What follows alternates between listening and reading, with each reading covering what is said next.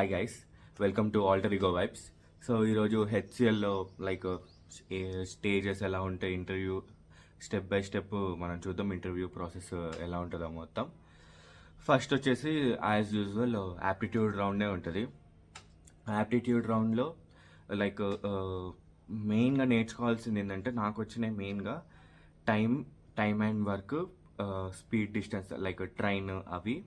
ఇంకోటి pipes problem, percentages. ఈ 4 topics మెయిన్గా. ఇవి చూసుకుంటే మీరు ఈజీగా పాస్ అయిపోవచ్చు అనమాట.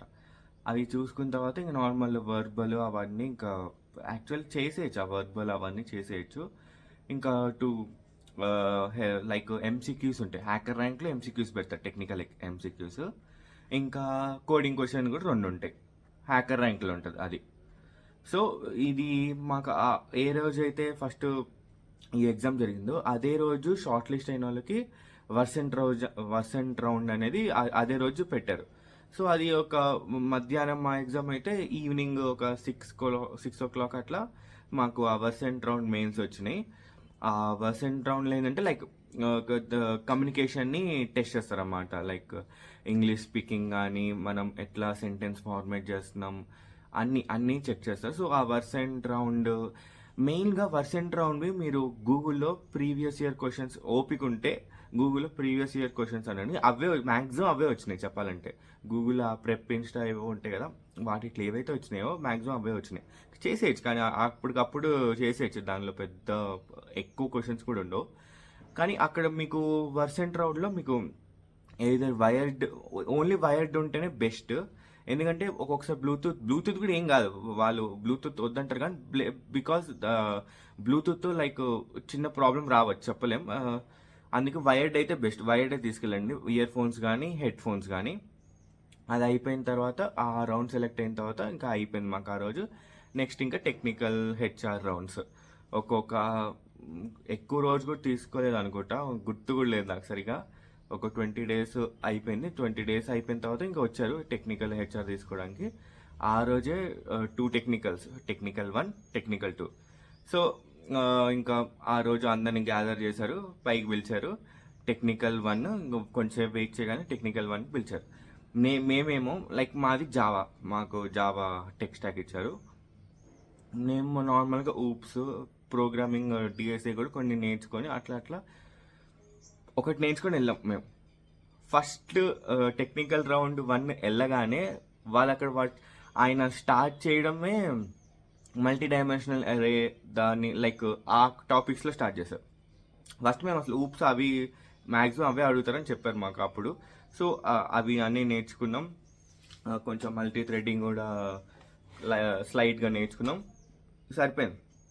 కానీ వాళ్ళు అక్కడ అట్లా సడన్గా ఆయన మల్టీ డైమెన్షనల్ అరే ఇట్లా ఫ్లాట్ ఆయన అడిగిన పర్ఫెక్ట్ క్వశ్చన్ ఏంటంటే, మల్టీ డైమెన్షనల్ అరే, ఒక అరే లోపల ఎన్ని అరేస్ ఉంటాయో నీకు తెలీదు.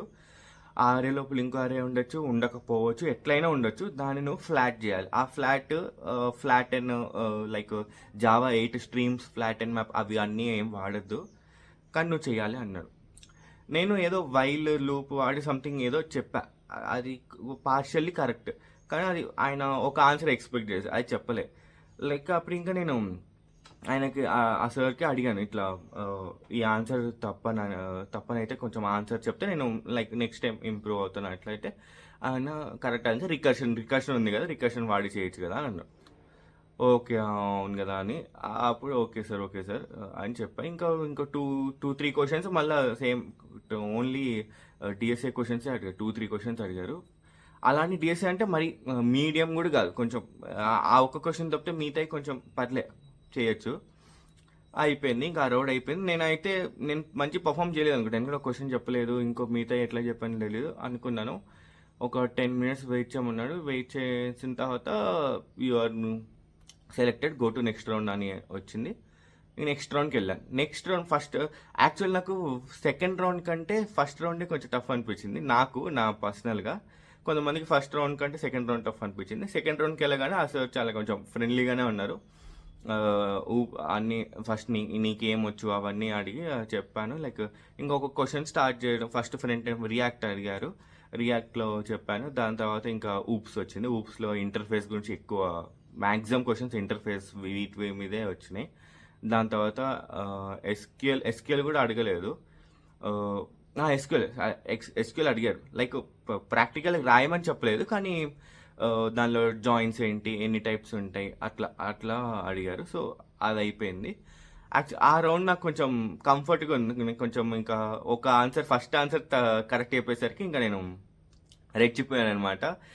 కాన్ఫిడెంట్గా చెప్పేసాను. ఆయన ఓకే గుడ్ కానీ ఇంకా హెచ్ఆర్ ఉంటుంది, వెయిట్ చేయండి, ఈవినింగ్ 6 అవుతుంది హెచ్ఆర్ రౌండ్, వెయిట్ చేయండి అన్నారు. నేను ఇంకా ఇంటికి వెళ్ళిపోయి అది ఆన్లైన్ అన్నారు, వర్చువల్ హెచ్ఆర్. సరే ఇంటికి వెళ్ళినాక అటెండ్ అవ్వచ్చు కదా అంటే లేదు, కాలేజీలోనే ఉండాలి అన్నారు. ఏది వీలు కాదు మా సార్ వాళ్ళు. అలానే ఉన్నాం. అది ఇంకా చాలా మంది ఉన్నారు కదా, మేము ఒకటి నాది మధ్యాహ్నం అయిపోయింది, కానీ ఇంకా చాలా మంది ఉన్నారు కదా, అయ్యేసరికి 7:30, 8 అయింది. ఇంకా అప్పుడు దాకా మేము కూడా ఉన్నాం. ఏది నేను సెలెక్ట్ అయిపోయింది, అయినా కూడా మళ్ళీ 8 దాకా ఉన్నా అక్కడే. 8 దాకా ఉండి వెళ్ళిపోమన్నారు. ఈరోజు హెచ్ఆర్ లేదు, వెళ్ళిపోమన్నారు. నాకైతే ఇంకా చిరాగేసింది. దాని తర్వాత ఒక 2-3 డేస్లో మళ్ళీ హెచ్ఆర్ ఆన్లైన్లో కండక్ట్ చేశారు. ఇంకా అట్లా హెచ్ఆర్ కూడా అయిపోయింది.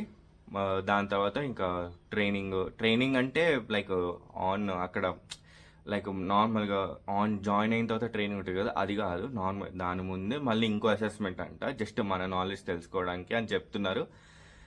అలానే ఒక 2 months అయిపోయిన తర్వాత మళ్ళీ అసెస్మెంట్ పెట్టారు ఫైనల్లీ. దానిలో ఇంత ప్రాసెస్ చేసి సెలెక్ట్ అయిన వాళ్ళు మళ్ళీ ఆ ఫైనల్ అసెస్మెంట్లో 6 members పోయారు. మరి వాళ్ళకి సపరేట్గా మళ్ళీ అంటే నెక్స్ట్ ఫేజ్గా కండక్ట్ చేసుకుంటూ వస్తారు. సో వాళ్ళు మళ్ళీ నెక్స్ట్ ఫేజ్లో కలుపుకుంటున్నారు అనుకుంటా. మరి అట్లా అయిపోయింది. ఇంకా మొత్తానికి అందరికీ జాయినింగ్ వచ్చేసినాయి. సో ఇది మొత్తం ఒక 3-4 months ప్రాసెస్లో అయిపోయింది. హైరింగ్ మొత్తం అయిపోయింది. ఇప్పుడు జాయినింగ్ కూడా వెళ్ళిపోయారు. ఇంటర్న్షిప్ ఫస్ట్ కొంతమంది బెంగళూరు వచ్చినాయి, కొంతమందికి అది వచ్చినాయి. సో ఇది ప్రాసెస్. ఇది మా on campus HCl tech interview experience. ఏమైనా డౌట్స్ ఉంటే like you can ask me in the comment section. Thank you and please do subscribe.